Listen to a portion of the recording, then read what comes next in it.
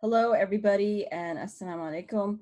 My name is Abiya Ahmed, and I am the Associate Dean and Director of the Markaz Resource Center here at Stanford University. On behalf of our center and our staff, I'd like to welcome you to this informational video about the Markaz. We are part of Stanford Student Affairs and one of 7 centers for equity, leadership, and community. In this video, we'll have a short presentation about the Markaz and its programs, followed by a student panel that will illustrate the experience from a student perspective. So let's get started. I'd like to now turn it over to our Associate Director, Cassie Garcia, who will give us a more in-depth presentation about the center. Cassie, take it away. Hi, everyone. My name is Cassie. I'm the Associate Director of the Markaz. And today I'm going to provide a brief overview of our center, the community we serve, and the events and resources that we provide throughout the year. The Markaz, as Abiya mentioned, is one of 7 community centers, which means that we're here to support student life in a holistic sense. So of course, we're here to support you through your academic journey as well as your pre-professional pursuits. But in addition to that, we're here to support you as you grow in many ways, personally, socially, culturally. The center is here for you.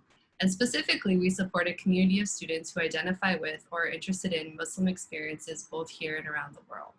We do this by providing a welcoming space and events and resources that engage, educate, and empower the entire Stanford community, with an end goal really of creating a sense of belonging and connection across a diverse student body. The Markaz, first and foremost, provides a welcoming space. We're located in the center of campus in a building called the Nightery, which we're on the 2nd floor of. And because we're on the 2nd floor, we have large, beautiful windows and a spotlight that lets in wonderful light throughout the day. And the space is really designed to be comfortable and cozy and feel like a home away from home. So it's a great space to study, hang out, and nap throughout the day.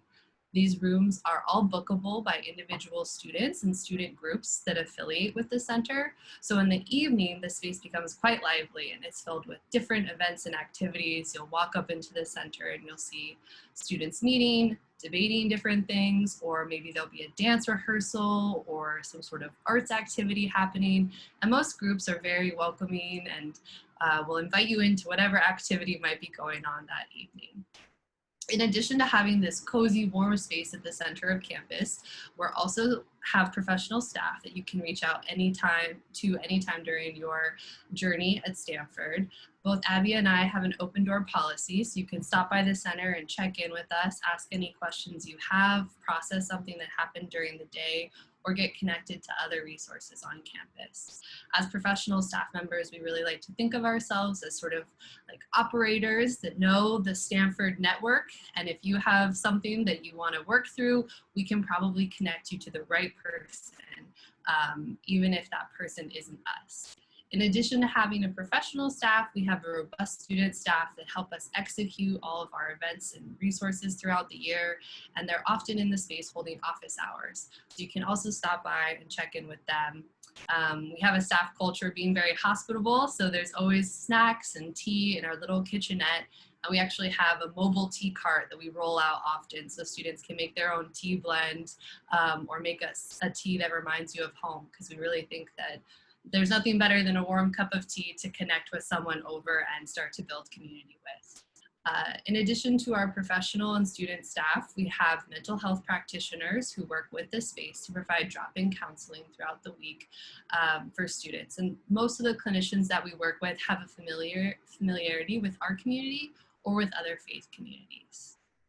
And then every Tuesday, we have a social hour called Afternoon Chai, where the community comes together to enjoy some snacks and tea. This is the hospitality theme that I'm talking about. Lots of nourishing food for you at Markaz.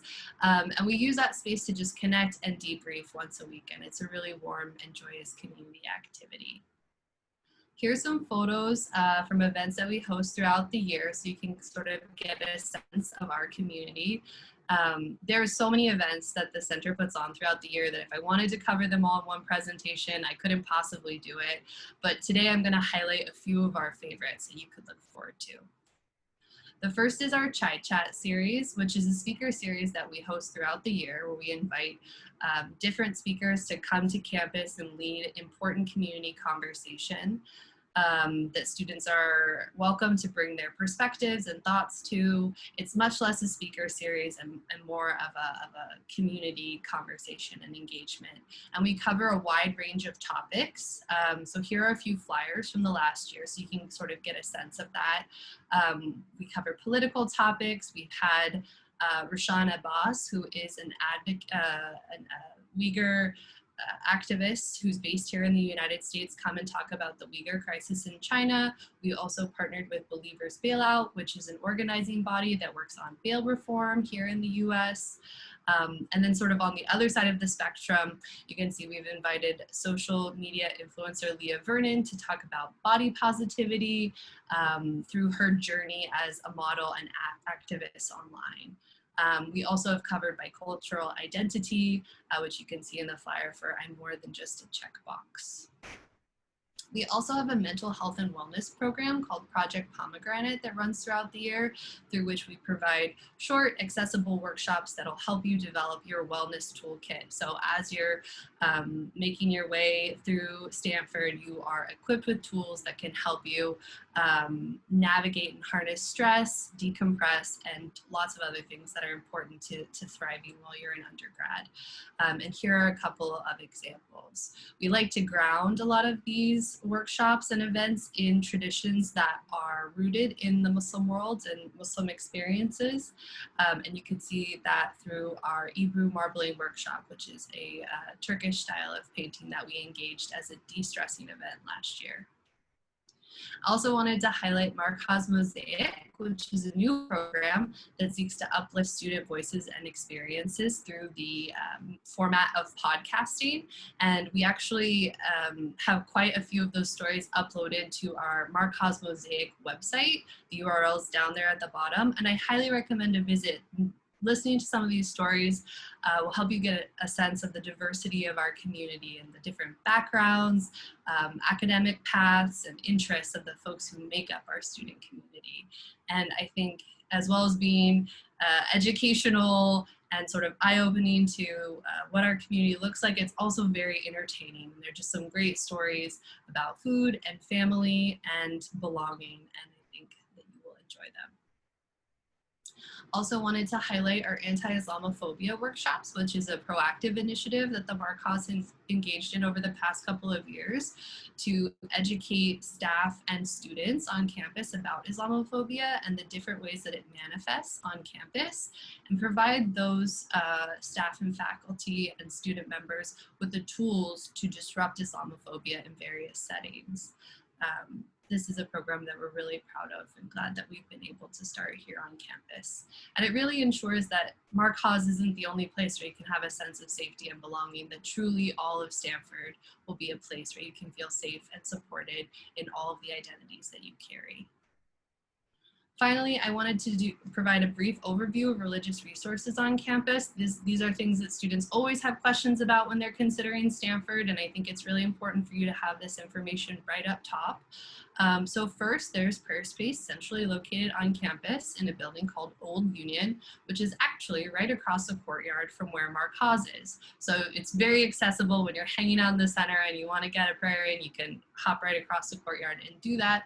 On the third floor, which where there are wudu stations for both men and women, as well as a musalla that is accessible by keypad. And you can get that information from the Muslim Student Union when it's time to have access to that space. And then right down the hall from the musalla is a large multi-faith space where the Friday prayers are held every week, and those are open to everyone on campus and in the surrounding community. There is halal meat served on campus. All of the dining halls have zabiha, beef and chicken, and most campus cafes have a halal option. You just have to ask for it. And I also always like to take the opportunity to say that there's lots of really yummy halal restaurants in downtown Palo Alto. So when you are wanting to get off campus, there's always something yummy for you to enjoy and try. The MSU has organized a weekly halakha or healing circle, as well as a fiqh class with Dr. Rania Awad, who is a faculty member in the psychiatry department. and just an all-around wonderful community member who I'm sure you'll get the chance to meet and interact with when you come to campus. And then finally, Ramadan and Eid are wonderful times of the year at Stanford. Events are organized throughout the month and beyond by our MSU, and those events are supported by the Markaz as well as the Office for Religious Life. And it's always a time that we look forward to. There's an iftar every night during Ramadan, and it's a great chance to come together as a community, enjoy some food, and you really get to meet a wide array of folks that are a part of the Stanford family. So there's graduate students, faculty members, community members, and everyone coming together and enjoying a meal. And then Eid we celebrate with our outdoor Eid festival, which happens in White Plaza. It's open to the whole campus. There's live performances, music, spoken word, and lots of yummy food, and everyone gets dressed up, and it's a really joyous time as well. And then, of course, because we are in the middle of a global pandemic, the Markaz has taken most of our events and resources online for this time at the digitalmarkaz.org. You can join us at After Zoom Chai or many other events on this digital platform. And if you're looking to connect and sort of see what else we do, you can follow us on social media. We're on Facebook, Instagram, TikTok, and all of those are sort of compiled at Digital Markaz. So this is definitely a go-to place if you want to learn more about the center or the experiences of our students on campus. And then, of course, you can always reach out to myself or Abiya at our email addresses, which are right here. Feel free to screenshot them, or we can follow up and send them out. And then concluding with some images of the many wonderful students that make up the Markaz community. So I hope that was helpful and gives you some insight into our center. I'm going to stop sharing my screen and transition to our student panel, which will be facilitated by Abiya. Thank you, Cassie, for that really comprehensive and exciting presentation. I hope that gets you all excited about diverse Muslim life on campus at Stanford. But let's hear from a couple of students to see how they've experienced this. We have with us two juniors, I believe, Aneeqa and Ayman. And so maybe I'll start out with asking each of you to introduce yourself, and then we'll delve into the questions. So Aneeqa, you want to start us off? Yeah, sure. Salam, everyone. My name is Aneeqa. I am a junior majoring in human biology, and I've been involved with the Muslim Student Union and the Markaz since my freshman year. And talking about my experiences with the Markaz and MSC is one of my favorite things to do, so I'm really glad to be here. Great. Ayman, you're next. Yeah. Hi, everyone. My name is Ayman. I use he, him pronouns. I'm a junior studying management science and engineering. I am originally from Sudan, but I grew up in Dubai, UAE. I've also been part of the Markaz since freshman year. It's been a very big part of my Stanford experience so far, and really excited to answer some of the questions. Great.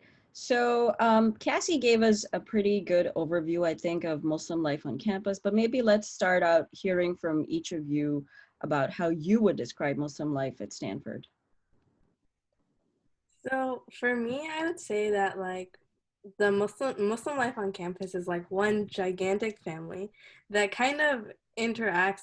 It's kind of reflective of like the Muslim concept of ummah, in which it's as diverse as the Muslim community, the global Muslim community, and it's a space where we can like really interact and grow spiritually, academically, intellectually, through our relationships and our conversations with one another.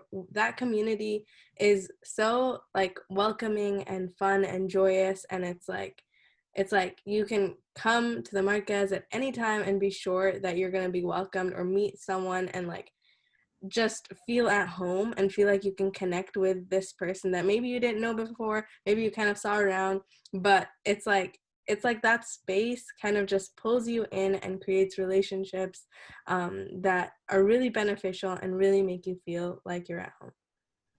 And I honestly like really like had those experiences the last 2 years, and I'm really excited for you all to join in and be a part of that community. Wonderful. What about you, Ayman? Yeah, um, I think the first thing is being a Muslim on a college campus in America comes with so many challenges, and it's not an easy thing to do. And I was really scared coming from Dubai, where I was surrounded by Muslims all the time. I was really scared about that transition, and I'm not gonna lie, it was difficult at times, but at every single point, the Muslim community was there for me and supported me, whether that was, you know, a community of people, whether that was resources, whether that's, you know, having the musalla, being able to go to Friday prayers in between my day, halal food in the dining halls, you know, the support is there. And then once you buy into that support, you really join a very beautiful and, like Aneeqa said, very diverse community, and that exposes you to so many different experiences, whether that's with the Markaz, like a resource center, or one of the many student groups that are affiliated with the Markaz. You not only enter a community of Muslims, but also a bigger community of just people that are there to, you know, support you and accept you. And I think it's very valid to be scared about the college experience as a Muslim. But if you do end up at Stanford, and any question you have, any obstacle you face, there are people here that will help you, walk you through it, and you will end up on top. Great, thank you for your honesty, Ayman. So you mentioned resources and sort of getting support. Maybe develop that thought a little bit more. Can you think of specific resources or events or even other organizations on campus that have helped shape your Stanford experience?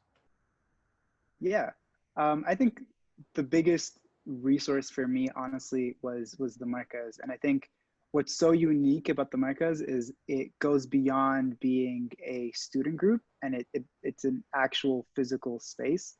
There were times in my winter quarter of my freshman year where I was very homesick, and you know, I was just in my room, and I was really missing home, and you kind of want somewhere to go to. And even if there was no one there in the Marcos, just being able to go to a space that feels a little bit like home and reminds you a little bit of, like home really does make a huge difference. And sometimes, you know, there was no one there and it was just me, and I would take a nap on the couches and it would change my day. But most of the time, you know, there were other students there. Cassie was there, you know, the directors were there, and you had people to talk to. And you know, you can go from feeling alone and isolated to feeling like you're back home in a matter of seconds by just stepping into the Markaz.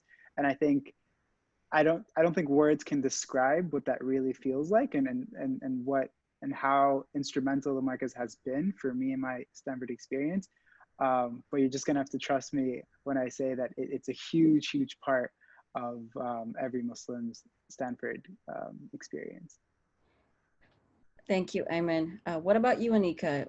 You've been on the Marcus staff now as well, and you've been very active in the MSU as well, and in other spaces. So any specific resources or events that come to your mind?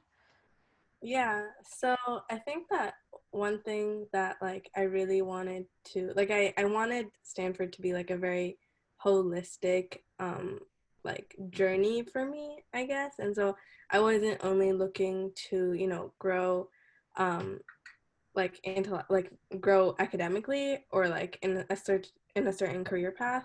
I also wanted to gain a better understanding. Like I wanted to grow spiritually, and I wanted to like learn a little bit more about you know, I felt like my own like experiences growing up may have been more like sheltered or more specific to certain communities, and I kind of wanted the opportunity to learn a little bit more about other people's experiences and kind of challenge my own beliefs. And so one formal resource that like kind of helped me grow spiritually, which Cassie mentioned, was Dr. Rania Awad, who's an actual like Islamic scholar, and learning learning more about Islam from her was a really important resource, that helped me gain more like confidence in my faith and was just really instrumental. She had like weekly halakas that I like started attending since my freshman year.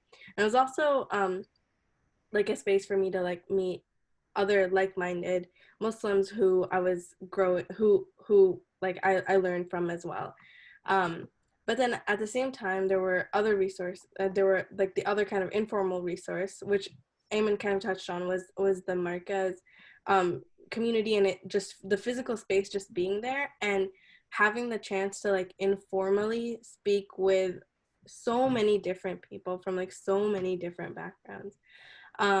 Like I've had, and this isn't just the Markaz, but also like the people, right? It's not just the space, it's the people.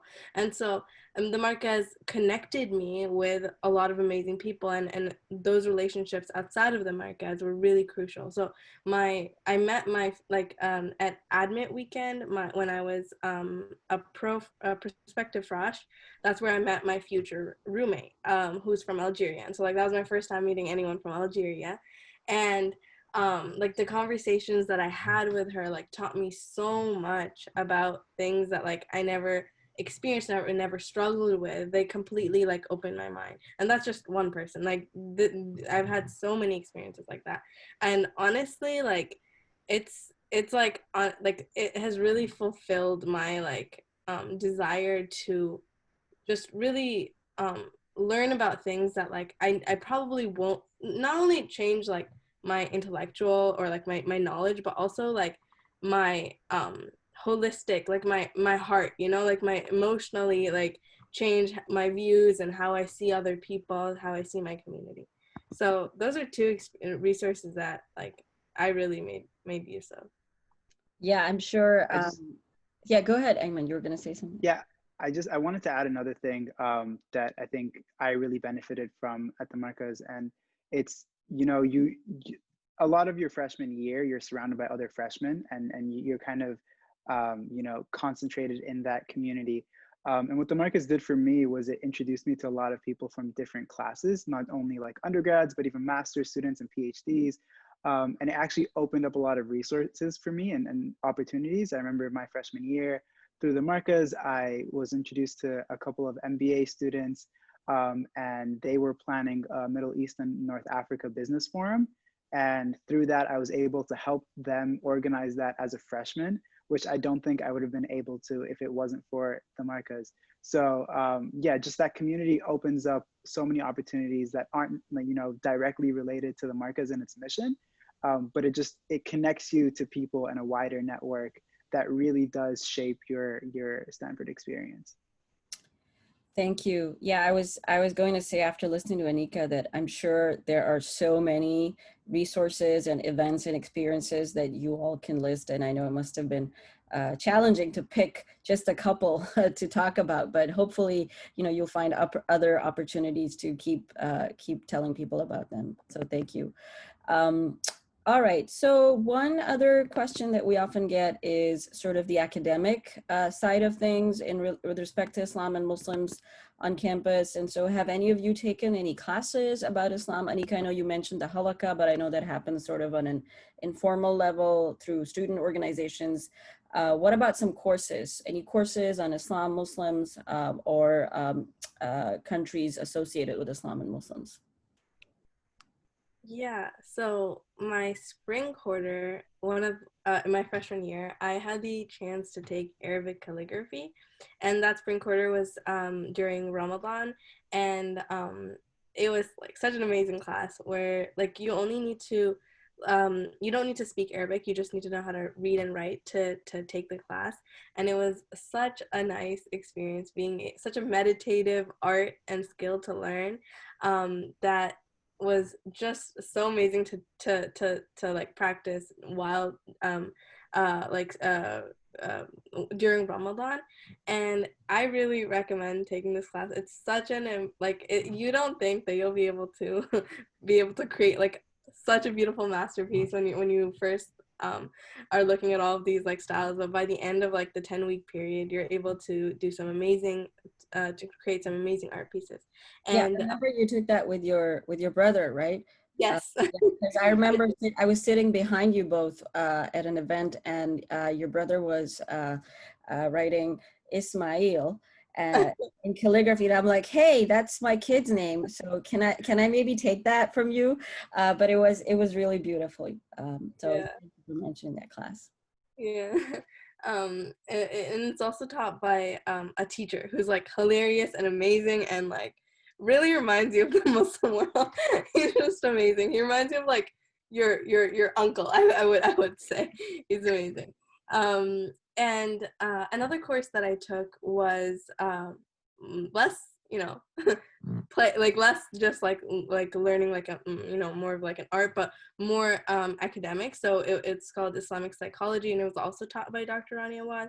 And I'm really want to go into like the field of mental health, and I was able to learn a lot about like the history of like the Muslim history when it comes to the field of psychology, and how much like Muslim scholars contributed to that field. And it's not something you get to see in like like it's not something you get to see in other fields like chemistry and physics, although obviously the Muslim world and Muslim scholars contributed to those fields, but you don't see that stuff. And it's kind of I felt like it was really amazing and like mind-blowing to learn about the impact that Muslim scholars had on those fields.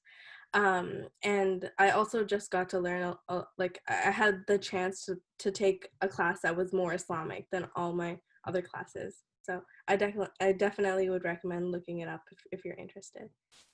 Thank you, Aneeqa. What about you, Ayman? Any classes? Yeah. So I haven't been as lucky as Aneeqa. There have been multiple classes about Islam and just the Middle East that I've been wanting to take, but you know, it's a little bit hard to fit in your schedule sometimes. So hopefully this year and next year I can do that. But I've had the opportunity to focus on Islam and like Muslim issues in some of my classes that weren't directly on that topic. So I took a class on contemporary African politics, and my final paper was about the impact of religion on different policies in Sudan, and then I'm also super lucky to be working with a professor on a research project right now on policies impacting migrant workers in the Arab Gulf. And a lot of that, the context of religion comes into that, and just the Middle East. So I haven't been able to take classes per se, and hopefully I can do that in the future. But I definitely had academic experiences, and I think there's a very diverse set of academic experiences. If classes is something you want to do, then that's definitely an option. You can do research on Middle Eastern and Muslim issues. You can go abroad and focus. And I think there are a variety of academic opportunities to study Muslim issues and Middle Eastern issues. Great. Thank you both for that. So as we wrap this up, I guess maybe one final question I would ask you both is to maybe talk a little bit about why would a prospective Muslim student pick Stanford over another institution? What else should they know about being Muslim, Muslim life on Stanford, or if they're interested in Muslims, what else should they know? And I guess what makes Stanford different in that respect?